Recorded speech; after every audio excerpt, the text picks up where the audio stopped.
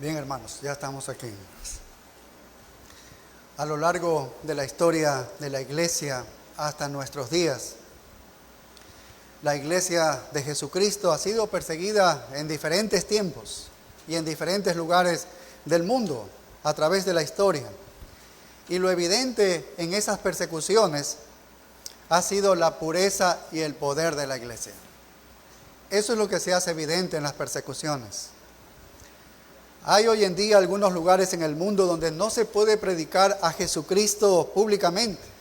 En la mayoría de los países musulmanes, la China y otros lugares prohíben el cristianismo. Hoy en día lo prohíben. No hay tolerancia al evangelio. Hay lugares que están enseñando ateísmo. Hay lugares donde a los cristianos son llevados a prisión. Hay lugares donde a los cristianos se los martiriza.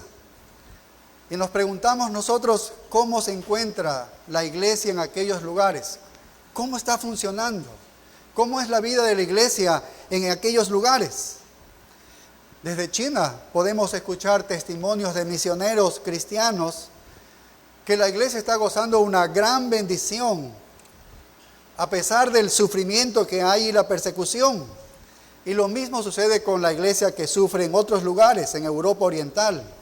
La iglesia se vuelve más fuerte, la iglesia se vuelve poderosa, es una iglesia pura, santificada, es una iglesia fuerte.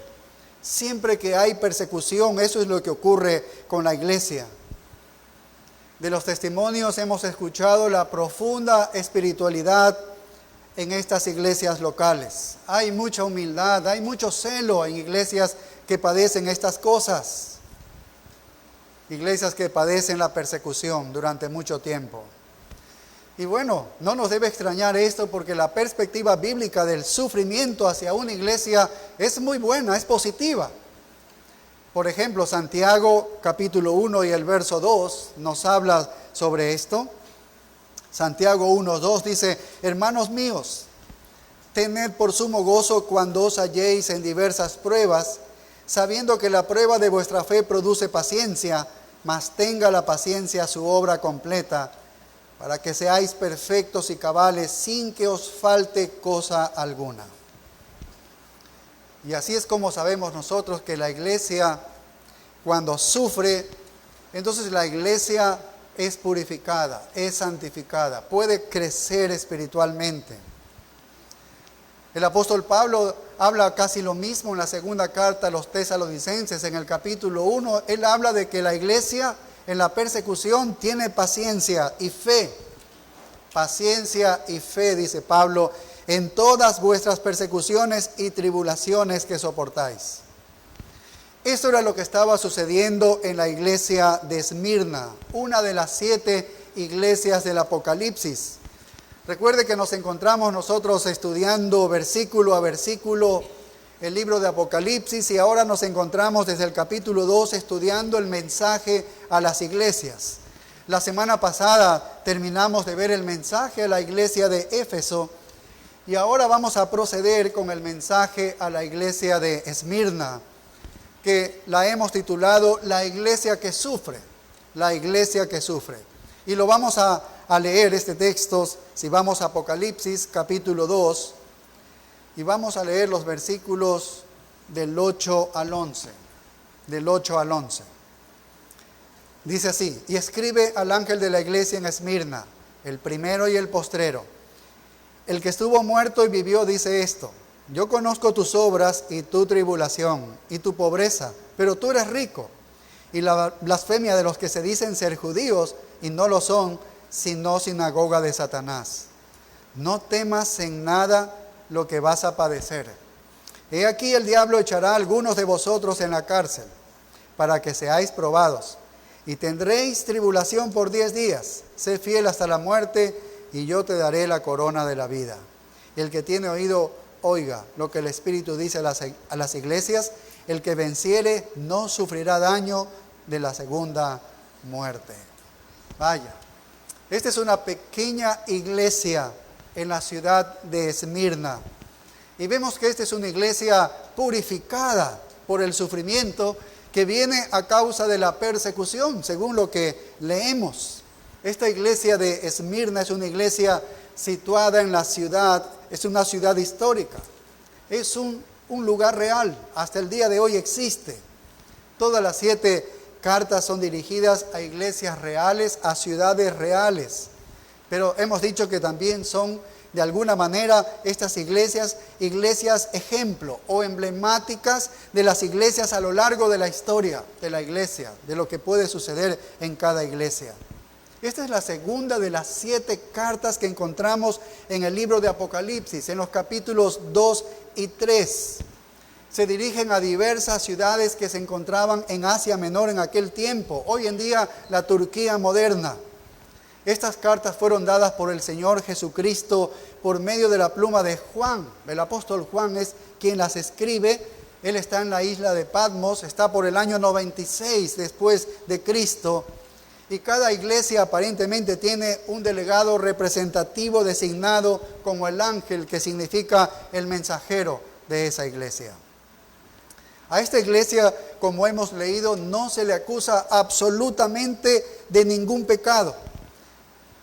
Hemos leído y no se observa ninguna condenación hacia ella. No hay castigo hacia esta iglesia. Es una iglesia que ha sido purgada del error. La iglesia ha sido limpiada del pecado y, por lo que leemos, por el sufrimiento que ha padecido la iglesia. Siempre desde un punto de vista físico y terrenal, el precio de ser cristiano es muy alto. Cuando hay un ambiente difícil, hostil, antagónico, se vuelve difícil en verdad. Y este parece ser el caso de Esmirna. Por medio de la persecución habían sido purificados ellos. Habían llegado a un tipo de cristianismo muy serio. Eran verdaderos cristianos, así los encontrabas. Por la persecución, muchos de ellos habían sido privados y en su pobreza se habían hecho ricos, dice el texto bíblico. Este es el elogio para esta iglesia. El emperador Domiciano era el César en este momento. Él fue un dictador asesino, fue un asesino. Lanzó una tremenda persecución contra los cristianos, contra la iglesia en aquellos tiempos. Y especialmente había una gran adoración a César ahí en Esmirna de una manera especial. Entonces aquí se nos recuerda un principio fundamental que lo vemos en las Escrituras, que la iglesia que sufre persecución se purifica. La iglesia que sufre persecución se vuelve pura, es santificada, porque los hipócritas no quieren ser perseguidos. Ellos no van a estar en la persecución. El hipócrita no va a estar allí. Los falsos cristianos no quieren el dolor, así que no van a estar allí.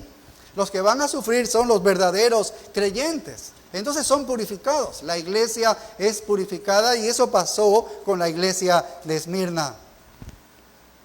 Entonces eso vemos. Pero los falsos no están dispuestos al sacrificio, no están dispuestos al dolor.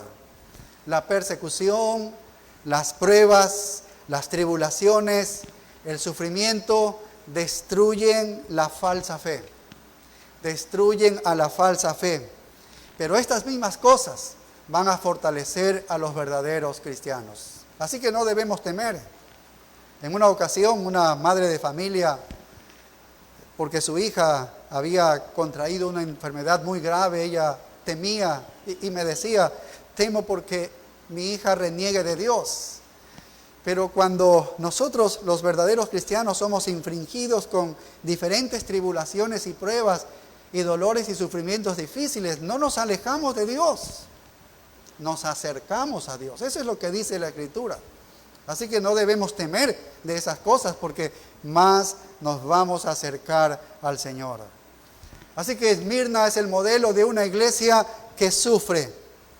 Y vamos a aprender entonces como cualquier cristiano. Nosotros todavía no nos encontramos en esta persecución de Esmirna. No nos encontramos así todavía aquí en nuestro país, Ecuador. No nos encontramos así. Sin embargo, las enseñanzas son valiosas porque todos padecemos pruebas. Otros tipos de dolores, otros tipos de sufrimiento, también por ser creyentes. y somos objeto de algún tipo de persecución como creyentes, entonces nos va a servir mucho lo que encontramos aquí en esta iglesia de Esmirna. De hecho, el apóstol Pablo escribe en la segunda carta a Timoteo 3:12, y esto es general, una aplicación para todos los creyentes, sin excepción. Segunda Timoteo 3:12 dice, y también dice, todos los que quieren vivir piadosamente en Cristo Jesús, que dice, padecerán persecución. Esto es una realidad, esto es una realidad. Así que esta pequeña iglesia de Esmirna puede ser un gran ejemplo para todos los cristianos que queremos vivir piadosamente y que vamos a tener algún tipo de sufrimiento, algún tipo de persecución. Entonces veamos, entremos al estudio de esta carta a la iglesia de Esmirna y comienza así en el versículo 8 y nos preguntamos, así como lo hemos hecho con Éfeso, sobre el escritor. ¿Quién es el que escribe esto? ¿Quién es el autor original? Y comienza diciendo el verso 8, y escribe al ángel de la iglesia en Esmirna. Los autores antiguos siempre acostumbraban a poner el nombre del autor al comienzo, no al final. Hoy en día se estila a veces que al final se pone el nombre. Pero en los escritos antiguos era al comienzo también que se ponía el nombre. Y eso lo vemos aquí también, ¿no? En esta carta a la iglesia de Esmirna. Alguien le está diciendo al apóstol Juan que escriba. Y que esto que escribe se lo dé al ángel que está en Esmirna. Alguien le está diciendo eso. Entonces Juan es el que toma el dictado de alguien que le está diciendo, mira, escribe esto, y él está escribiendo, tomando el dictado, y la pregunta entonces es, ¿quién es el que está dictando esto? Porque ese es el autor original de la carta. Y como decimos, el autor se menciona al comienzo de esta carta, porque es lo que sigue diciendo el verso 1, dice, el primero y el postrero, el que estuvo muerto y vivió, dice esto, este es el autor. Este es el autor de la carta, el primero y el postrero. El que estuvo muerto y vivió dice esto. Y si ustedes ya se han dado cuenta y se han fijado en las cartas del Apocalipsis, en cada una de estas cartas el autor se identifica en términos muy específicos, en términos muy especiales. Y la mayoría de estos términos son sacados de la visión que tuvo el apóstol Juan en el capítulo 1 y que ya lo estudiamos extensamente. Casi los mismos nombres que están en la visión los ha usado el autor para ponerlos también en cada una de esas cartas. ¿De dónde sale esta descripción que vemos aquí, que dice el primero y el postrero, el que estuvo muerto y vivió? ¿De dónde lo ha sacado? Bueno, de la visión que tuvo Juan. En el versículo 17, en el capítulo 1, si ustedes observan, aquí está.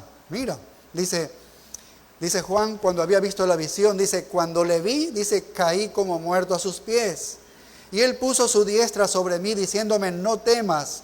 Y aquí está, fíjate, yo soy el primero y el último. Es lo mismo. Y luego sigue diciendo el verso 18, y que vivo y estuve muerto, mas he aquí que vivo por los siglos de los siglos. Amén. Entonces, la conclusión es rápido para nosotros. El escritor de esta carta es el exaltado Hijo de Dios, nuestro Señor Jesucristo, que fue exaltado cuando Juan vio la gloria de Él.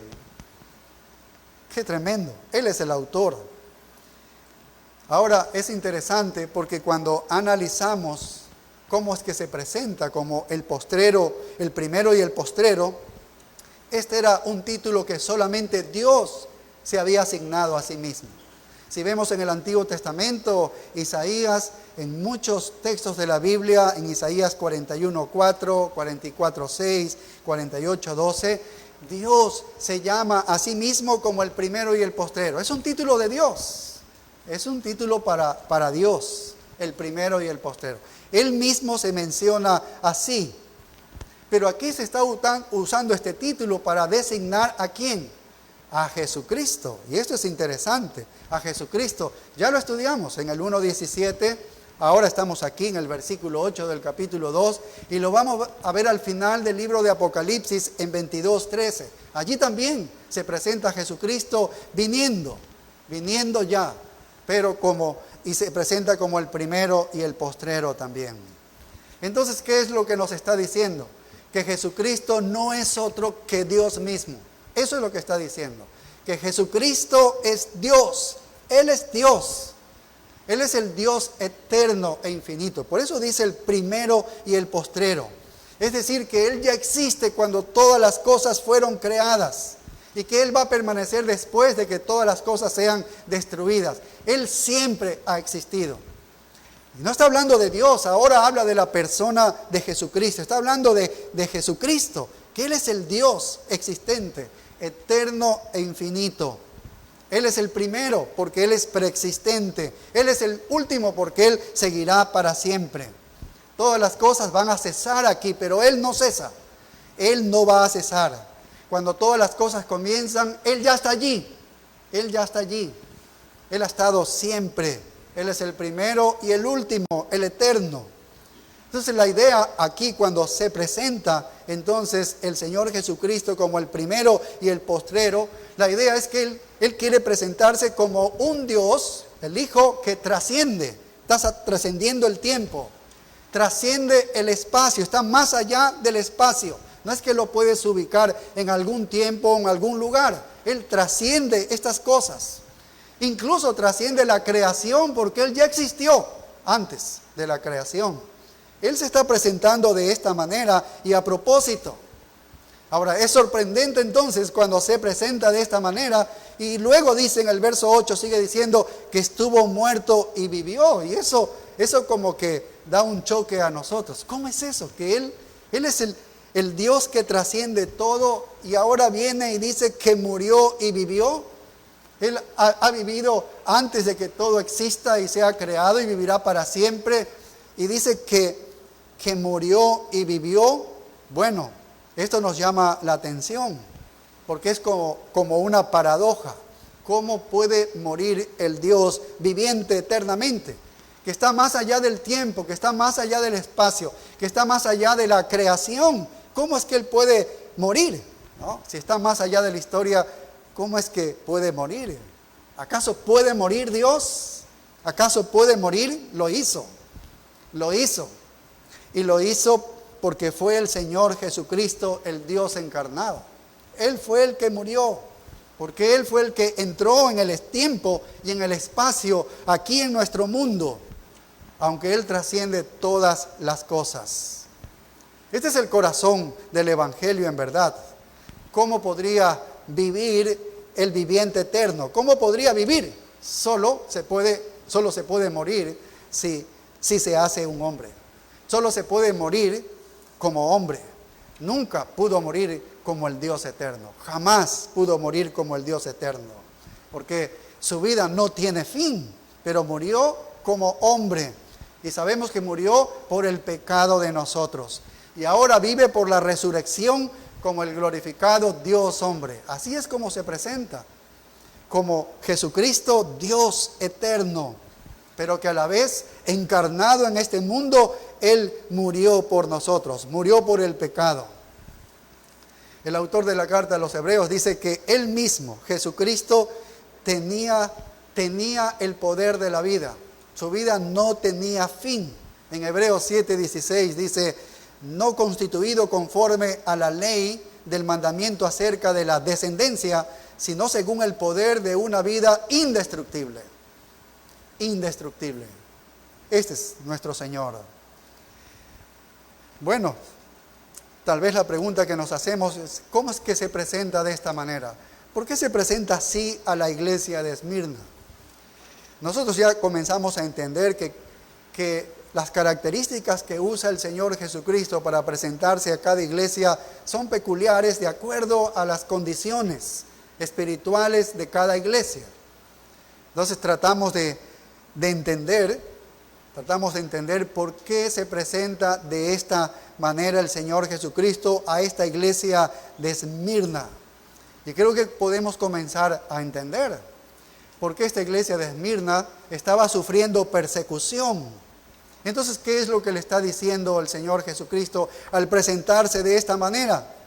Le está diciendo, el tiempo que ustedes están viviendo aquí es duro, muy duro, porque es persecución. Es difícil vivir en este mundo, ¿no? Él está reconociendo lo que ellos están viviendo. Entonces Él está diciendo, yo solo quiero que sepan que yo estuve aquí antes de que todo empezara. Antes de la creación yo he estado siempre. Y después de todo este sufrimiento de ustedes y después de todo lo que ocurra, yo estaré allí porque yo existo siempre. Yo trasciendo el tiempo, trasciendo los lugares, trasciendo aún la creación.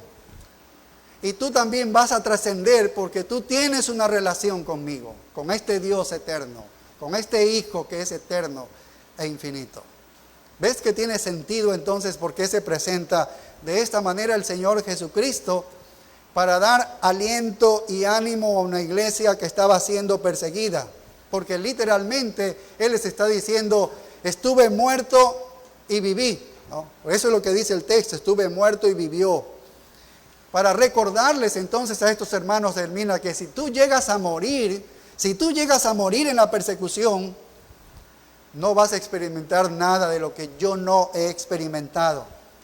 Si mueren ustedes, no serán separados de su poder de resurrección eterna, porque Cristo resucitó. Yo viví, yo vencí la muerte. Así que si te llega a pasar a ti esto en la persecución, oye, recuerda que tienes el poder de mi resurrección. Tú también serás levantado y resucitado. Así que no importa lo que estés pasando, yo he estado allí. Qué tremendo cómo se presenta el Señor Jesucristo. Trasciende, pero a la vez identificado con nosotros. Yo morí, yo sufrí también, pero he resucitado, vivo, dice. ¿Cómo se presenta para los creyentes hoy en día, en verdad? Él sufrió la persecución más injusta, la más severa y poderosa que nadie haya sufrido, porque Él sufrió la muerte en una cruz donde llevaba los pecados de todos los que iba a salvar. Este es el sufrimiento supremo. Y por eso les dice, estuve muerto y viví. Es una forma de decir, tal vez mueras, pero vivirás de nuevo. Tal vez mueras en esta persecución, pero vivirás de nuevo. Entonces, ¿quién es el autor? Es el Señor Jesucristo. El Señor de la iglesia es el autor. Juan simplemente es el escribano y la carta se le da al mensajero que representa esta iglesia de Esmirna. ¿Para qué? Para que se le entregue esta carta a ellos y se les dé ánimo a que Jesucristo es el que vive trascendentemente, que aunque estuvo muerto, Él vivió, entonces Él va a proporcionar vida de resurrección a todos los suyos. Ese es el ánimo que trae a la iglesia. Bien, y ahora que hablamos de que es a la iglesia que se entrega esto, entonces pasamos a hablar sobre esta iglesia de Esmirna, porque no se sabe cómo se fundó. He buscado en el logo sobre Esmirna y casi no aparece en absoluto en las escrituras. No hay un lugar donde se diga, así fue como comenzó esta iglesia, así fue fundada esta iglesia, como en Éfeso, que la comenzó el apóstol Pablo. No se dice nada de Esmirna, ni en el libro de los Hechos se registra esto. Lo que sabemos es que es una iglesia que ha sido purificada, ¿no? Una iglesia de una congregación con un corazón grande, increíble, lo que estaba padeciendo. Podemos suponer que fue fundada durante los 3 años que Pablo estuvo en la ciudad de Éfeso, porque desde Éfeso, como vimos nosotros, se difundió el evangelio a toda Asia Menor. Entonces lo que se supone es que cuando se difundió el evangelio y muchos hermanos de Éfeso se fueron a estos lugares, entonces fueron llevando el evangelio y se fueron formando algunas iglesias. Entre ellas es muy posible que haya sido la iglesia de Esmirna. Quedaba cerca de Éfeso, a unos 40 millas más o menos de Éfeso. Así que podría haber sido una de las primeras paradas en el camino que había de Éfeso, que era directo hacia muchos otros lugares. Sabemos nosotros que desde el ministerio en Éfeso hubo una gran cosecha que se extendió más allá de esa ciudad. Y en Hechos 19 nos dice, 19:10 nos habla sobre eso, como toda Asia, dice, oyó la palabra de Dios. Toda Asia Menor oyó la palabra de Dios. Así que hubo una tremenda proclamación del Evangelio en ese lugar. Es posible que esta iglesia haya nacido así. Pero esta iglesia en Esmirna, la vida era muy peligrosa. Si nosotros hubiésemos vivido en ese tiempo, estuviésemos peligrando por nuestras vidas, por la persecución. Si tú no reconocías a César como el Señor, entonces tú podrías perder tu vida, ¿no? El mundo está caminando hacia esos términos ahora. Y no solamente una ciudad como Esmirna o una localidad grande. Aquí el mundo está caminando hacia allá.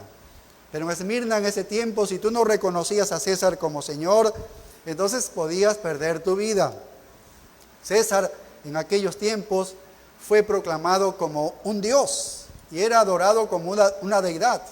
Era adorado como una deidad. Algunos historiadores registran que en Esmirna hubo ejecuciones masivas de cristianos. Qué tremendo debe haber sido eso.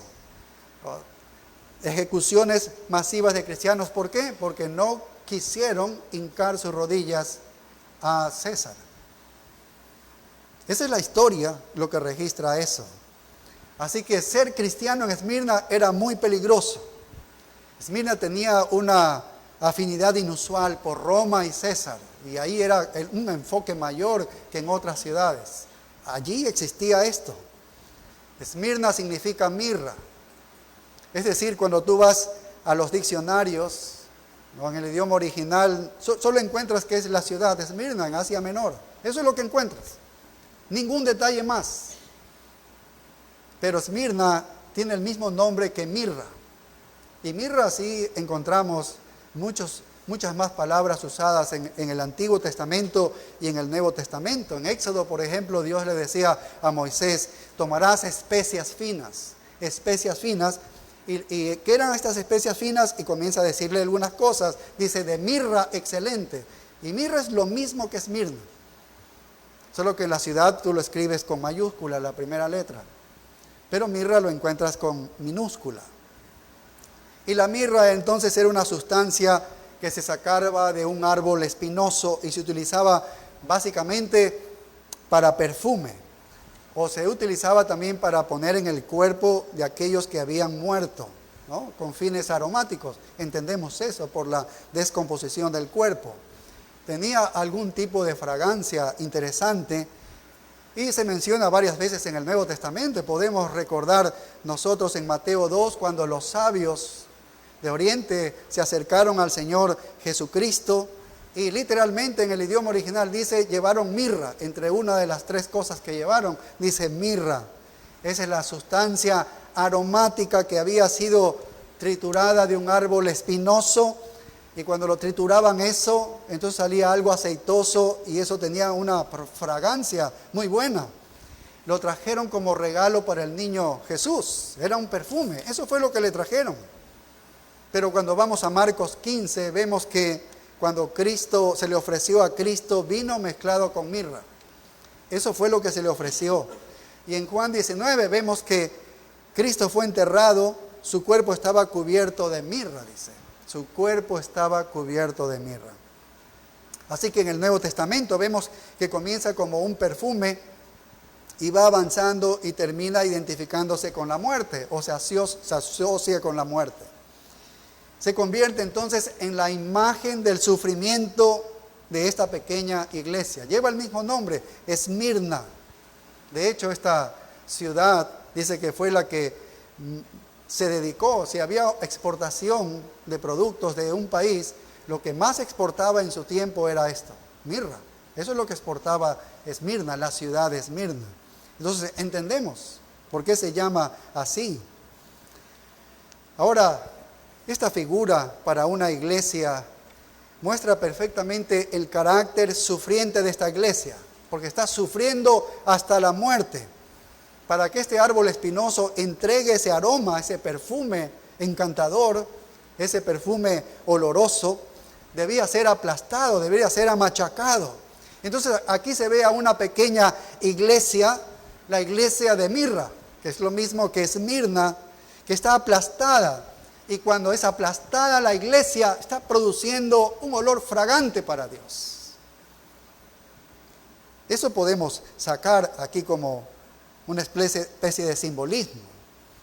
Así que esta iglesia estaba en la ciudad correcta, había persecución y hacía honor al nombre, ¿no?, de esta ciudad, porque entonces el olor que emanaba de allí era un olor agradable a Dios.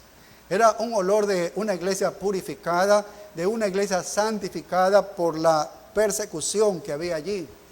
Era un dulce aroma lo que había de esa iglesia. Los cristianos aplastados de Esmirna huyeron en busca de refugio al Señor eterno. No había más. Y por eso es que el Señor Jesucristo se presenta que yo también morí y estoy viviendo. Yo morí y vivo. Así se presenta, identificándose con cada uno de ellos, con cada uno de los que componían aquí la ciudad de Esmirna. Ahora, es interesante porque esta iglesia de Esmirna, a diferencia de la de Éfeso, no había menguado su primer amor. Esta iglesia, de hecho, mantenía su primer amor. No había menguado su primer amor. Estaba allí vivo, vigente. ¿Por qué? Porque no le importaba padecer por el nombre del Señor Jesucristo. Muchos eran martirizados y no le importaba a ellos, se mantenían fieles. El amor estaba allí firme para el Señor Jesucristo. Esto es algo impactante para nosotros, una iglesia tan pequeña, situada en unas condiciones terribles de persecución, y sin embargo vemos que se mantuvo el primer amor. Por eso no encontramos ningún tipo de pecado en esta iglesia, que al menos el Señor Jesucristo esté hablando de ella. Y es que la persecución lleva al creyente a ponerse bajo el Salvador. Eso es lo que ocurre. O no les ocurre a ustedes también así. Porque inmediatamente que comenzamos a tener algún tipo de prueba, algún tipo de sufrimiento, de dolor, entonces comenzamos a correr hacia el Salvador. Y mantenemos el amor ferviente mientras nos ponemos a salvo con Él. Así que nos encontramos entonces con una iglesia muy interesante, una iglesia increíble, un cuerpo de santos allí que estaban siendo perseguidos, indigentes, porque vamos a ver cómo ellos habían quedado pobres por la persecución, pobres por Cristo.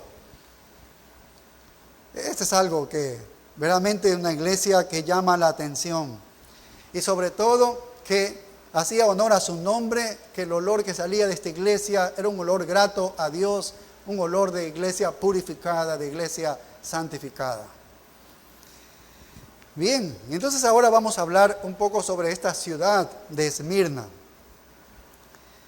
¿Qué clase de lugar era esta ciudad? Bueno, de las 7 ciudades mencionadas, tal vez la ciudad más hermosa arquitectónicamente era esta ciudad que se encontraba en Asia Menor, esta ciudad de Esmirna. Se le llamó la corona de Asia, la corona de Asia. Su arquitectura era increíble y la topografía la ciudad estaba entre los bajos de una ciudad y un gran cerro y arriba construido, y entonces era algo increíble.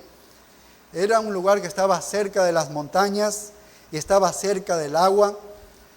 Pero hay algo interesante que registra en la historia de esta ciudad, que por un terrible descuido del arquitecto que originalmente construyó esta ciudad, olvidaron hacer los drenajes en la ciudad. Olvidaron hacer los drenajes. Y hay algunas historias curiosas en cuanto a eso, que Esmirna era una ciudad hermosa, por lo que vemos, la topografía y todo lo que había allí, pero cuando llovía, como cuando llueve aquí en nuestra ciudad, entonces las calles de esa ciudad se convertían en la alcantarilla de la ciudad. Bueno, los que hemos vivido un poquito más de años conocemos muy bien lo que era nuestro Guayaquil anteriormente, era igual que esto. Las calles de nuestra ciudad antes en las lluvias eran la alcantarilla de la ciudad. Allí podíamos ver todo eso. Así que había mucha fragancia en esta ciudad de Esmirna, justamente por ese problema de aquel constructor que olvidó hacer los drenajes. Entonces, Esmirna era una ciudad antigua, si hablamos de su historia. Fue destruida. Si usted va a los anales de la historia de esta ciudad y ve cómo fue descubierta esta ciudad, usted va a ver que ha sido descubierta excavando, y usted ve una ciudad allí, pero no es la original, hay otra más. Es decir, que una ciudad se ha construido sobre las ruinas de otra, y de otra, y de otra, y de otra. Bueno, la historia dice que viene desde el año 3000 antes de Cristo esta ciudad, muy antigua, es muy antigua. Así que muchas ciudades se habían convertido y muchas se habían construido posterior a esas. Así es como la encontramos allí, por el año 290 antes de Cristo, seguramente fue la última vez que se construyó para cuando lo coge el Imperio Romano a esta ciudad como parte suya.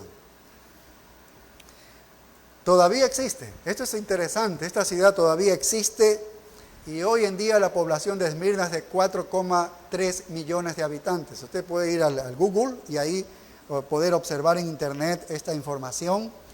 Hoy en día no la va a conocer como Esmirna, la conoce como Izmir, con Z, Izmir, así la conoce hoy en día. Es Turquía, en Turquía se encuentra, es la misma ciudad, así que ha estado allí por mucho tiempo, estamos hablando casi 5,000 años, 5,000 años este lugar. Éfeso, estudiamos, se fue la ciudad, Éfeso se fue, pero Esmirna sigue todavía viviendo. Y en esta ciudad todavía hay cristianos que adoran al Señor Jesucristo. Qué interesante lo que nos muestra este lugar. En la época de los romanos, esta ciudad era un buen lugar. Tenía un puerto, tenía una gran ciudad. Un poeta dijo de esta ciudad: los vientos soplan a través de cada parte de la ciudad y la hacen tan fresca como una arboleda. Bueno, eso decían los poetas, era una ciudad que querías estar. Pero tuvieron otro problema.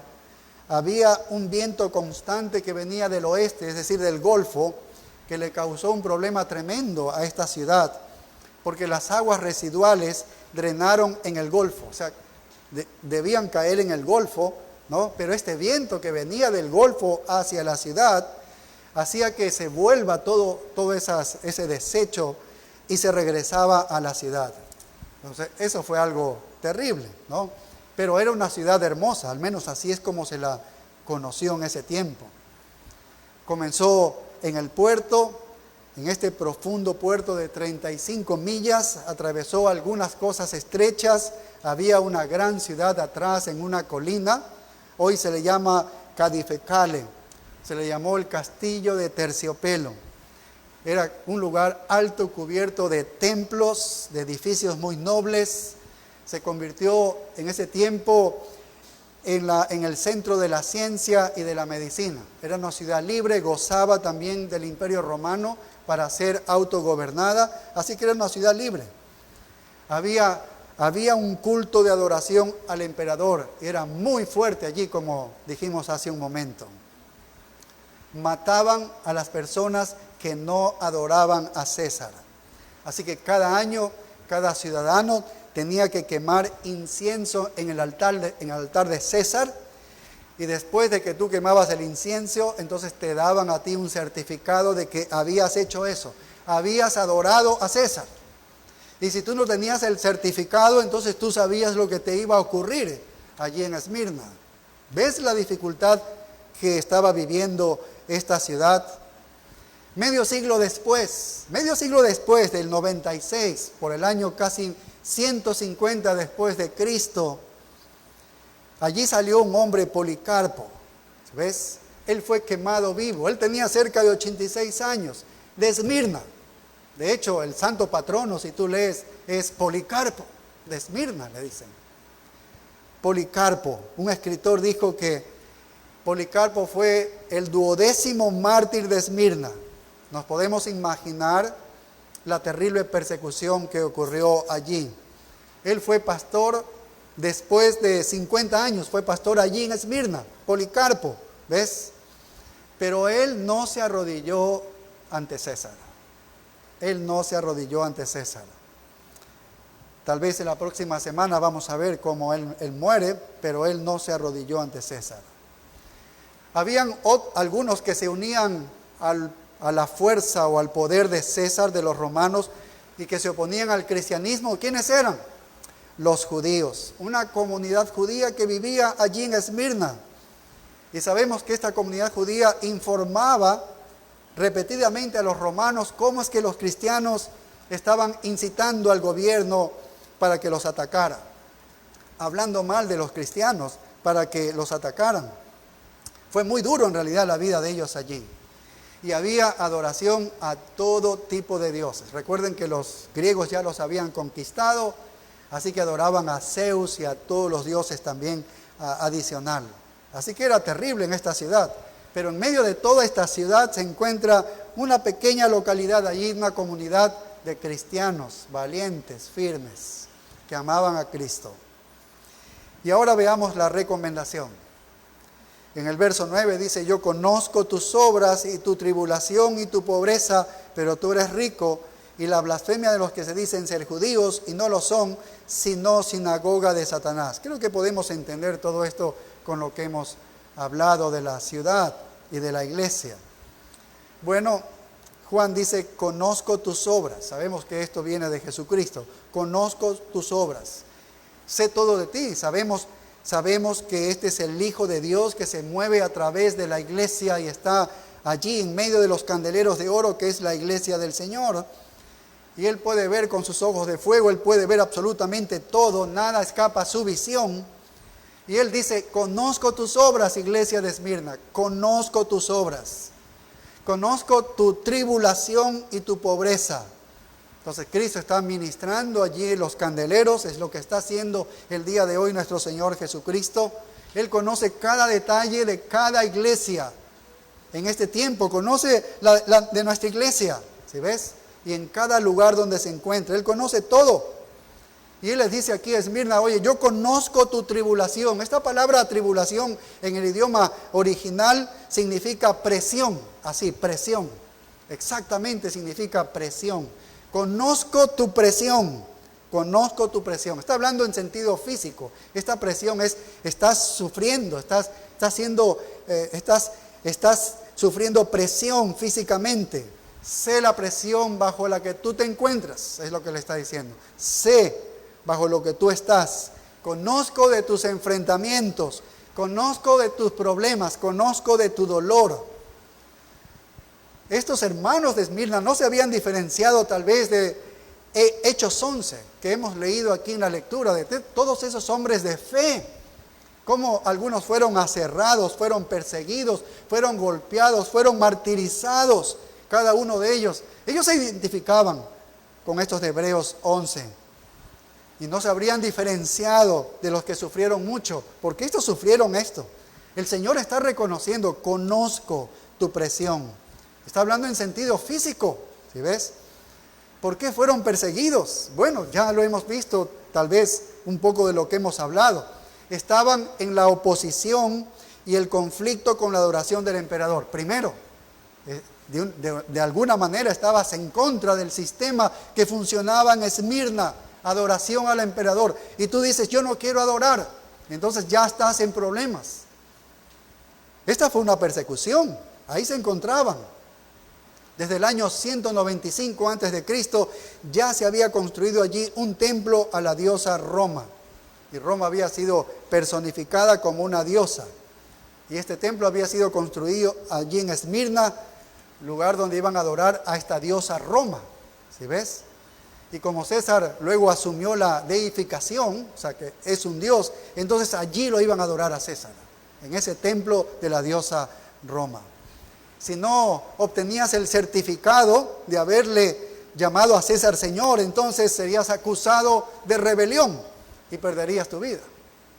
Entonces, este es el primer punto: por qué fueron perseguidos.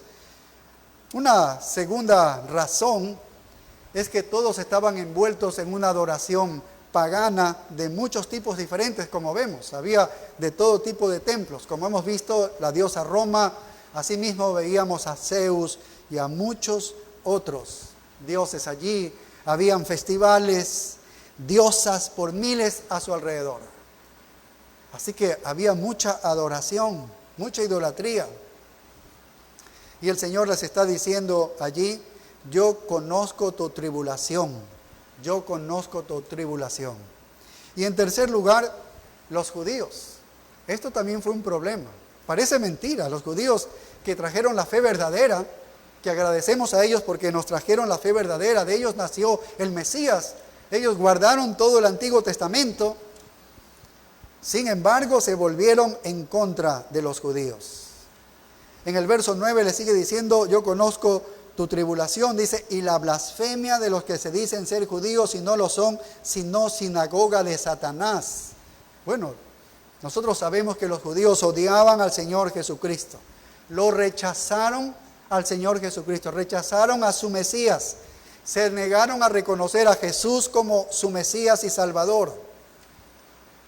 Vemos que el mismo apóstol Pablo, cuando estaba en el judaísmo, él persiguió a Jesucristo, persiguió a los cristianos, que Jesucristo tuvo que decirle, ¿por qué me persigues? En esa visión que se le presentó y luego vino la salvación para él. Pero hay algo aquí interesante, que el Señor dice que estos son miembros de la sinagoga de Satanás. Antes eran miembros de sinagoga de Dios. Cada sinagoga representaba que ahí estaba Dios, estaba la ley de Dios. Pero ahora, el nuevo pacto ellos no lo recibieron, rechazaron a su Mesías, entonces se volvieron una sinagoga de Satanás. ¡Qué increíble! Cómo un lugar puede transformarse en algo satánico. Habiendo sido de Dios, ahora es una maldición, ahora son sinagoga de Satanás. Esta es una declaración muy fuerte de parte del mismo Señor Jesucristo, hablando de los judíos, hablando de los mismos judíos. Y ya el Señor Jesucristo le había dicho a muchos judíos, sobre todo a los principales que enseñaban a los judíos, les había dicho, ustedes son, vuestro padre es el diablo, ustedes son hijos de vuestro padre el diablo. Bueno, no está lejos lo que estamos viendo aquí. Ahora los judíos se propusieron calumniar a los cristianos. Se propusieron calumniar. ¿De qué los calumniaban? Decían que ellos son caníbales, porque ellos comen carne y beben sangre. Así los calumniaban delante de los romanos. Se unían a los romanos para hablar mal de ellos y calumniarlos. Decían que ellos son unos cristianos que eran lujuriosos e inmorales, porque se saludaban con un beso sagrado. Pero ellos se inventaban todo eso, ¿sí ves? Hacían esas fiestas del amor, dice, donde eso es algo inmoral. Los calumniaron por destrozar el hogar, porque cuando un miembro en un hogar se convertía al cristianismo, había problemas en el hogar. Sabemos que sí. Si tú eres el jefe de familia y tú te conviertes, tu esposa y tus hijos van a estar en contra tuyo inmediatamente. O si eres una esposa, tu esposo va a estar en contra tuya. O si eres un hijo, vas a tener problemas. Ese es el verdadero cristianismo. No puede ser que un cristiano diga, yo me llevo de maravilla con mis papás y mis hermanos y todo, y ellos no son cristianos, pero me llevo de maravilla. No hay tal cosa. No puede ser tal cosa. Es verdad que tú quieres llevarte de maravilla, pero en ellos no vas a encontrar eso. Ellos te van a llevar a que adores a otras cosas que tú ya no adoras. Entonces tienes problemas. Lo acusaban de eso, destructor de hogares. Han traído la espada ahí en la casa, pero Cristo dijo que la espada ya está puesta allí. Cada cristiano, ¿sí ves? Lo calumniaron de ateísmo porque rechazaban la adoración a los emperadores, a las deidades de Roma. Los calumniaron por rebelión y deslealtad política porque dijeron que estos es como un motín, están amotinándose allí en contra de Roma. Bueno, hicieron una serie de calumnias, una serie de calumnias. Fueron a los romanos a denunciar a los cristianos para que ellos sean perseguidos y perdieran su vida. Así que cuando Jesús dice, conozco tu tribulación y conozco la blasfemia por aquellos que dicen ser judíos y no lo son, sino que son sinagoga de Satanás, entonces Él sabe de lo que está hablando. De eso está haciendo referencia el Señor Jesucristo. Porque calumniar así a los cristianos es una blasfemia. Es una blasfemia.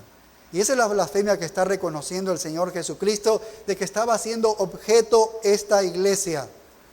Debe haber sido un nivel de persecución muy destructor, muy devastador para los hermanos en la iglesia. Y por eso el Señor Jesucristo de alguna manera se identifica con ellos diciéndole: conozco tu tribulación, conozco la presión que estás teniendo físicamente, conozco que quieren hacerte firmar el certificado de que tú has adorado a César, conozco muy bien todo eso.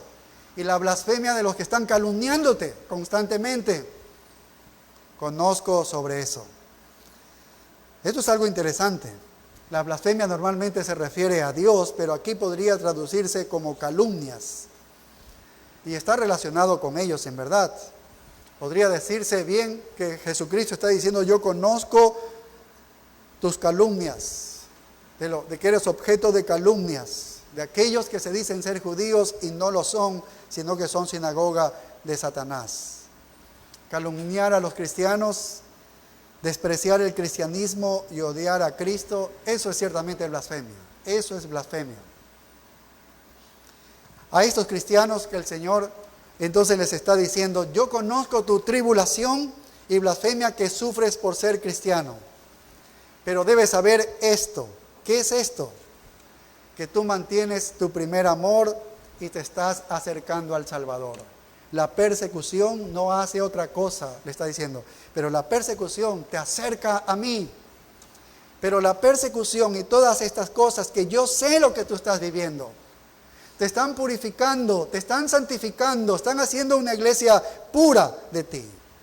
Están limpiando tu vida, estás conociéndome cada vez más. Qué ejemplo para nosotros.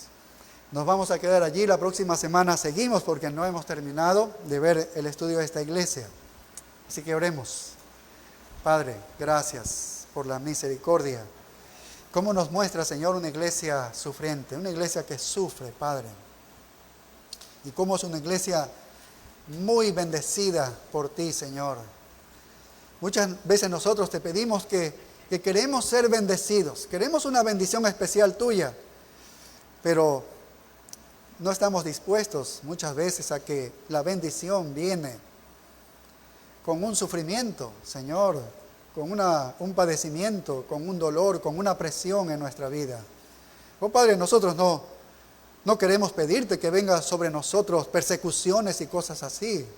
Solo te pedimos que lo que tú has diseñado para nosotros, lo que tú hayas diseñado para nosotros en tu soberanía, lo que debamos sufrir, sabemos que como cristianos debemos padecer algunas cosas. Ayúdanos entonces a sufrirlo, a tenerlo, Señor, por digno de ti, Padre bendito, como que viene de tu misma mano, permitiendo todo esto para la bendición de cada uno de nosotros, para la purificación de nuestra vida, para que esta iglesia sea una iglesia pura, que te exalte, Señor, que no pierda ese amor ferviente, que no pierda ese primer amor y pueda ser una iglesia testigo en este mundo de que Cristo es real, que ha venido a este mundo, está presente en la iglesia de Él. En tus manos quedamos en el nombre de Cristo Jesús. Amén. Nos ponemos de pie para despedirnos en oración.